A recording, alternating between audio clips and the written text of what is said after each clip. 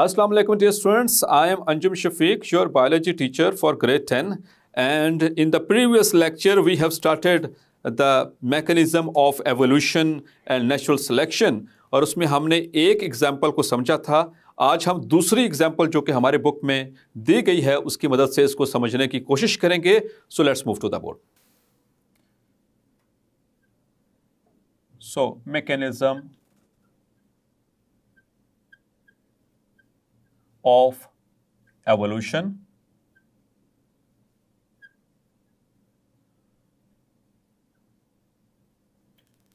or also called as natural selection.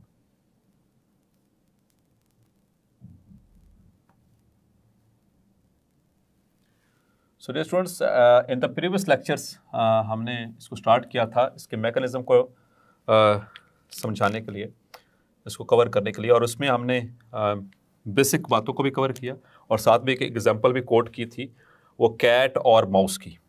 अभी इसी को ही कंटिन्यू करने वाले हैं हम। इसके मैकेनिज्म को एक और एग्जांपल से समझेंगे जो कि हमारी बुक के अंदर ही मेंशन है। ये दूसरी एग्जांपल है। सो फर्स्ट एग्जांपल में हमने देखा था कि जो कैट है वो प्रे करती है अपॉन द माउस। 3 तरह के माउस थे। जस्ट आपको रिवाइज करवाता चलता हूँ ताकि आगे चलकर आप में इस टॉपिक को भी समझने में आसानी रहे। तो उसमें उसको पसंद है जी लाइट कलर के माउस, वो लाइट कलर के माउस खा जाती है। तो उससे जो नेक्स्ट जनरेशन आती है उसमें लाइट कलर के माउस नहीं होते बल्कि सिर्फ 2 तरह के माउस रह जाते थे, that were the medium coloured and the dark coloured. अब उसके बाद जो आने वाली नस्ल है, जो मीडियम कलर के जो माउस थे, उन्होंने जब रिप्रोड्यूस किया तो उन्होंने दोनों तरह के माउस प्रोड्यूस किए, light coloured as well as the medium coloured, और इसी तरह से जो डार्क कलर थे उन्होंने भी रिप्रोड्यूस किया। लेकिन अब की बार डियर स्टूडेंट्स, जो कैट थी उसने लाइट कलर के भी खा लिए और मीडियम कलर के जो माउस थे वो भी खा लिए। बाकी सिर्फ remaining there was only dark, यानी कि डार्क को कोई नहीं पूछ रहा। वहाँ पर डार्क को कैट अटैक नहीं कर रही, उसको पसंद नहीं कर रही। तो मतलब कि उन माउस के अंदर जो वेरिएशंस हैं, यहाँ पर नेचर सेलेक्ट कर रही है कि जो डार्क कलर के जो माउस हैं दे हैव फेवरेबल वेरिएशंस। तो ये 2 कॉन्सेप्ट याद रहेंगे ना आपको कि फेवरेबल और अनफेवरेबल वेरिएशंस का। तो चले इसको let me complete this example. तो फिर जो डार्क कलर के जो माउस थे उन्होंने रिप्रोड्यूस किया और अगली नस्लों में सिर्फ डार्क कलर के ही पॉपुलेशंस जो हैं वो बढ़ने लग गई, जबकि लाइट और मीडियम कलर के जो माउस थे वो नज़र आना बंद हो गए।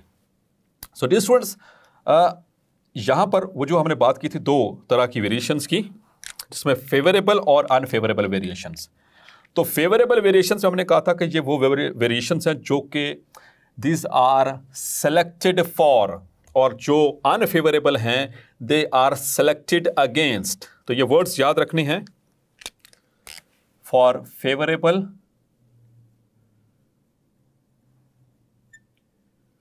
Variations and unfavorable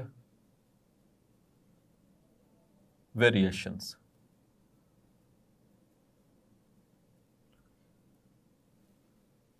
So dear students, जो favorable variations हैं इनको हम कह रहे हैं these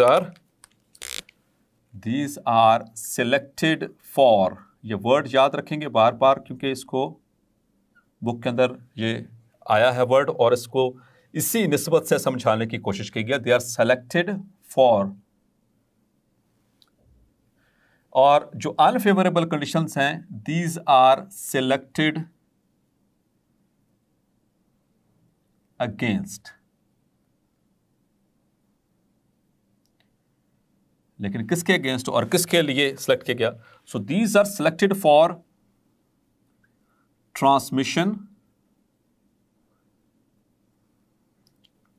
into next generations। अगली नस्लों में ट्रांसमिट होने के लिए सेलेक्ट हो जाती हैं जो फेवरेबल कंडीशंस होती हैं। और फेवरेबल वेरिएशंस वही होंगी जो जिनका जेनेटिक मेकअप इस तरह से होगा कि वो एनवायरनमेंट के साथ कोप करने में मददगार साबित हों, जबकि अनफेवरेबल वेरिएशंस वो वाली होंगी जो कि एनवायरनमेंट के साथ उस ऑर्गेनिज्म को कोप नहीं करने देंगी, उसकी एबिलिटीज़ जो होती हैं वो उस हद तक डेवलप नहीं होती हैं कि इस एनवायरमेंटल कंडीशंस को वो बर्दाश्त कर सकें। So they are selected against, किसके against? They are selected against the transmission into next generations.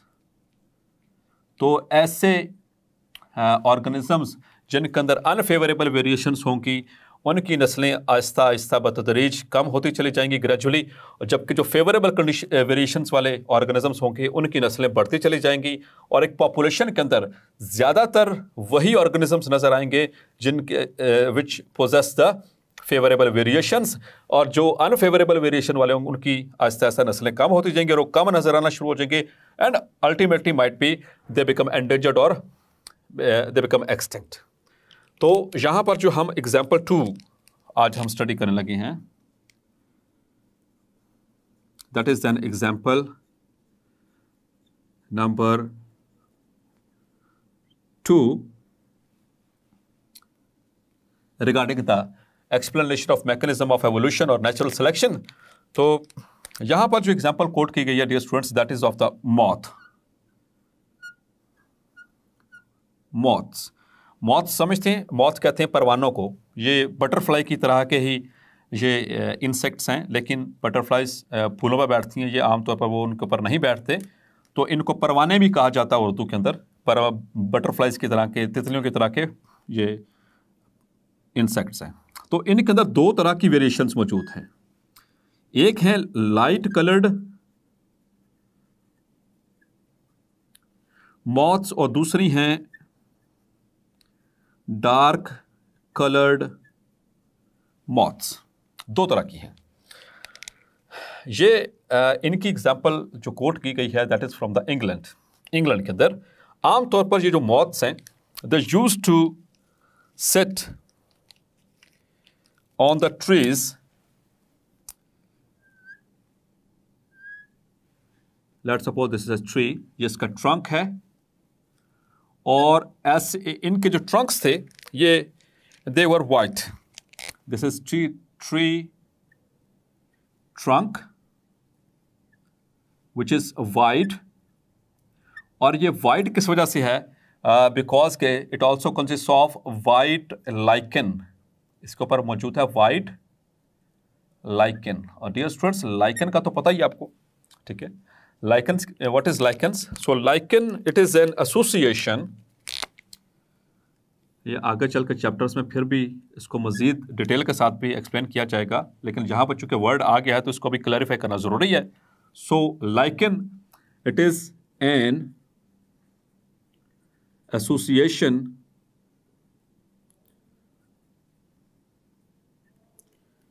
between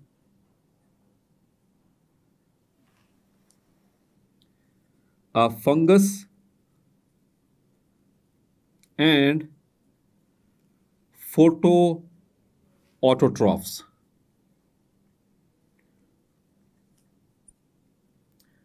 For example, algae or cyanobacteria. Cyanobacteria and algae, these are the photoautotrophs. Photoautotrophs ऐसे organisms को कहा जाता है जो फोटोसिंथेसिस करते हैं, और इनका रिलेशन किसके साथ है, किन के साथ एसोसिएशन है? फंगस के साथ।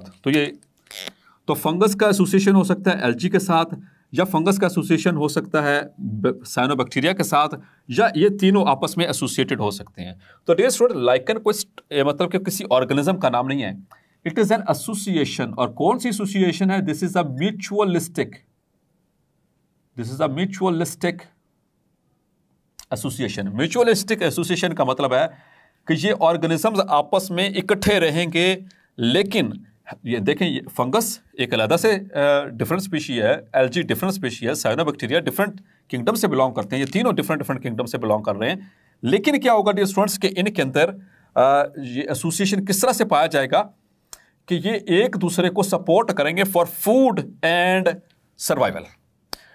फंगस जो है वो एल्जी को ऐसे ढक देगी और इसमें से स्ट्रॉन्ग लाइट को वो प्रिवेंट करेगी, और एल्जी उससे जो लाइट मिल रही है उससे फूड जो है प्रोड्यूस करेगी बाय फोटोसिंथेसिस, और इससे एल्जी भी जिंदा रहेगी और ये फूड प्रोवाइड करेगी, शेयर करेगी फंगस के साथ। तो ये एक रिश्ते का नाम है। It is an association, not any organism. ये किसी एक ऑर्गेनिज्म का नाम नहीं है लाइकन, बल्कि एक म्यूचुअलिस्टिक, एक फ़ायदेमंद रिलेशनशिप का नाम है। तो यहाँ पर इनके ट्री जो ट्रंक्स हैं उनके ऊपर यहाँ पर देयर वर वाइट लाइकन्स, ये इस तरह से ग्रो किए हुए हैं वाइट कलर के, मतलब कि इनके जो ट्रंक हैं, the trees trunk are white in colour and because of white, ये किस वजह से हैं? एक तो इनका मेन ट्रंक वाइट है, दूसरा यहाँ पर वाइट लाइकन्स ग्रो किए हुए हैं यहाँ पर। तो ये जो मॉथ्स हैं, मॉथ ये इस तरह से है,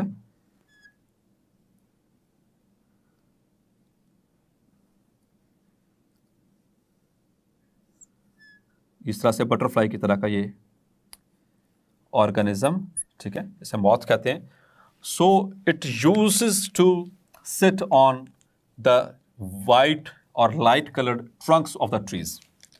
तो यहाँ पर ये सिट करते हैं। तो इसमें दो वेराइटीज़ हैं। इसको मैं जो लाइट कलर का है उसको इससे शो करता हूँ,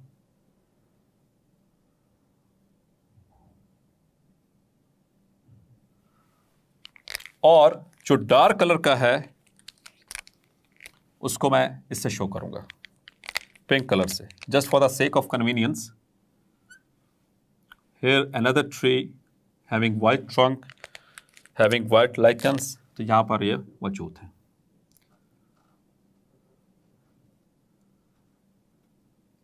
सो डियर स्टूडेंट्स, ये दो वेरिएशंस हैं, ये एग्जांपल में जो कोट की गई हैं, light coloured and dark colour. ये this is dark colored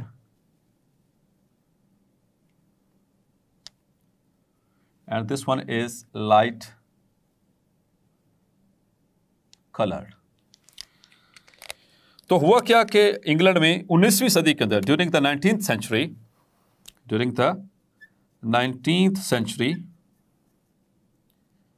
in England, वहां पर एक इंडस्ट्रियल रेवोल्यूशन आया। There was a industrial revolution, मतलब कि इंग्लैंड के अंदर बेतहाशा सनतें वो लगना शुरू हो गई। बहुत ज़्यादा पैमाने के ऊपर जो इंडस्ट्रीज़ हैं वो बनना शुरू हो गई। सो डियर स्टूडेंट्स, जब इंडस्ट्रीज़ बनी तो उनसे धुआं निकला, मतलब उनसे जो एयर है वो पॉल्यूट हुई। जब एयर पॉल्यूट हुई तो जो वाइट लाइकन्स हैं दे डाइड ऑफ पॉल्यूशन। जो उन इंडस्ट्री से धुआं निकला और उससे एयर के अंदर जो एयर पॉल्यूशन हुई, उससे ये मरने लग गए। जब ये मरने लग गए तो अब इनके जो ट्रंक्स हैं वो नेकेड हो गए, और इन धुएं की वजह से इनके ट्रंक्स भी क्या हो गए? They become dark. अब वो वाइट नहीं रहे बल्कि क्या हो गए? They became dark. अब यहां पर इसको मैं शो करता हूं। आफ्टर रेवोल्यूशन, यहां पर अब इनके ट्रंक्स क्या हो गए? डार्क। और उस पर जब ये बैठती थी लाइट कलर की मॉथ, मैं पहले मॉथ को ड्रॉ कर लूं, फिर उसके बाद क्योंकि इसको डार्क करूंगा, पहले ये लाइट था, तो now it has become dark. अब आपने खुद भी देखा हुआ है कि जो डार्क कलर के अगर बैकग्राउंड हो तो उसमें जो लाइट कलर की चीज़ है वो बड़ी प्रोमिनेंट हो जाती है। मतलब बैकग्राउंड अगर डार्क हो, उसमें कोई लाइट कलर की चीज़ हो तो बहुत वाजे हो जाती है। So this is light coloured mod. तो जब वो पोल्यूशन की वजह से इनकी जो स्टेम्स हैं, द ट्रंक बिकेम डार्क, ये ग्रीन, ये पिंक का मतलब है डार्क हो चुकी हैं। उसके अंदर ये लाइट कलर की मॉथ बैठी हुई है। जब लाइट कलर की यहाँ पर मॉथ्स बैठती थी तो इनको खाने के लिए जो बर्ड्स हैं, परिंदे, वो आसानी से इनको ढूंढ लेते थे क्योंकि ये वाज़े तौर पर नज़र आ रही होती थी। तो ये है डियर स्टूडेंट जो हमने पहले इससे प्रीवियस लेक्चर में बात की थी कि मॉर्फोलॉजिकल वेरिएशंस, ये इनके अंदर इनकी अपीयरेंस में चेंजेस आ गई। तो जब इनमें अपीयरेंस में चेंज आई तो अब क्या हुआ? उन दरख्तों के ऊपर जब वो लाइट कलर की मॉथ्स जाकर बैठती थी तो बर्ड्स आसानी के साथ उनको पहचान लेते थे और वो क्या करते थे? उनको खा जाते थे। लेकिन इसी के कंट्रास्ट में जो डार्क कलर थी, डार्क कलर, अब मैं यहां पर हमने डार्क कलर को इसके शो किया था पिंक से। So this is pink coloured moth और ये किसके ऊपर सिट कर रही है, उसी डार्क कलर के ऊपर। तो आप ज़रा खुद देखें, डार्क के ऊपर वो डार्क बैठी हुई है, ऑलरेडी डार्क कलर है उसकी ट्रंक का ट्री का, और उसके ऊपर डार्क कलर की ही बैठी हुई है। तो ये क्या ये नज़र आएगी? तो ये तो कैमोफ्लेज होगी, यानी कि इसके अंदर ये वो छुप गई, क्योंकि उसका रंग ही नज़र नहीं आएगा, कहेंगे क्योंकि उसके बैकग्राउंड भी डार्क है और उसी कलर की जो है वो ये मौत भी उसके ऊपर मौजूद है। ये चूंकि परिंदों को नज़र नहीं आएगी तो ये बच जाएंगे। तो नेचर के अकॉर्डिंगली, यानी कि अगर हम नेचुरल सिलेक्शन की जब बात करते हैं, तो ये जो सा डार्क कलर है, this dark coloured moth is selected by the nature कि ये जिंदा रहेंगी, ये आगे चलकर अपनी नस्लें बढ़ाएंगी, क्योंकि खाई नहीं जा रही, इनको कोई शिकार नहीं कर रहा कोई बर्ड, ये आसानी से शिकार हो जाती हैं क्योंकि डार्क बैकग्राउंड में लाइट चीज़ बहुत प्रोमिनेंट हो जाती है, लेकिन ये बच जाती हैं। सो इनके अंदर जो वेरिएशन है, यानी कि जो डार्क कलर की जो मॉथ्स हैं, इस वेरिएशन को कहा गया this is they possess the favourable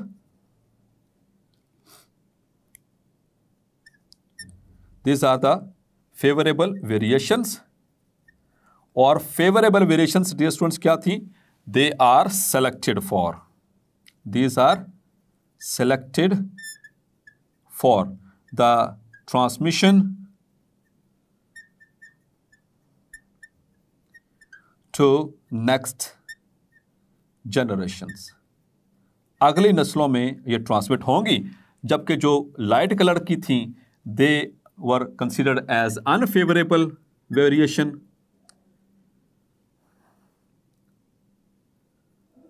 these were unfavorable variations। और जो unfavorable variation होती है dear students, that is selected against, it is selected against for the transmission to next generations. तो ये अगले जनरेशन्स में ट्रांसमिट होने के काबिल नहीं है। इट इज़ सेलेक्टेड अगेंस्ट, ये अब इसकी नस्लें आगे आहिस्ता आहिस्ता कम होती जाएंगी। और मॉथ्स की पॉपुलेशन के अंदर, इन परवानों की पॉपुलेशन के अंदर ज़्यादातर कौन सी दिखाई देंगी? The dark one, because they possess the favourable variations.